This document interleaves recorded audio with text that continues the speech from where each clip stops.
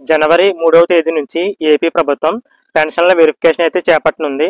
మనం ఇప్పటికే ఈ పెన్షన్ల వెరిఫికేషన్‌కి సంబంధించి చాలా వీడియోలు అయితే చేసుకున్నాం కదా!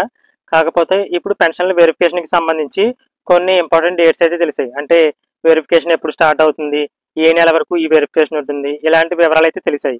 ఆ వివరాలు చూసినట్లయితే జనవరి 3వ తేదీ నుంచి ఎవరైతే రూ. 15,000 పెన్షన్ పొందుతున్న వారు ఉన్నారో వారందరికీ కూడా పెన్షన్ల వెరిఫికేషన్ అయితే ఉంటుంది. ఆ వెరిఫికేషన్ అనేది జనవరి నెలాఖరు వరకు కూడా కొనసాగిస్తారు. అంటే ఎవరైతే రూ. 15,000 పెన్షన్ పొందుతున్న వారు ఉన్నారో వారు మంచం మించి లేవలేని స్థితిలో ఉంటారు కాబట్టి వారందరికీ కూడా డాక్టర్లే జనవరి 3వ తేదీ నుంచి ఇంటింటికి వచ్చి వెరిఫికేషన్ అయితే చేస్తారు.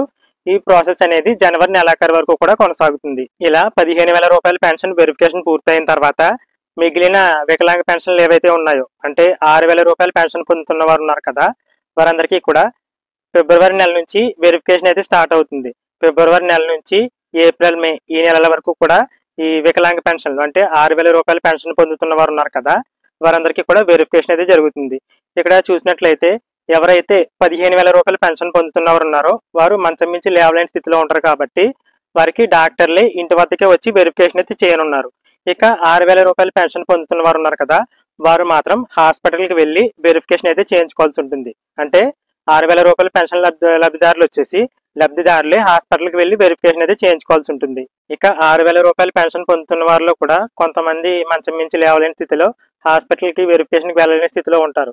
అలాంటి వారికి ఏదైనా అవకాశం కల్పిస్తే బాగుంటుంది. అంటే ఆ డాక్టర్లు ఇంటి వద్దకు వచ్చి వెరిఫికేషన్ చేసే అవకాశం కల్పిస్తే బాగుంటుంది.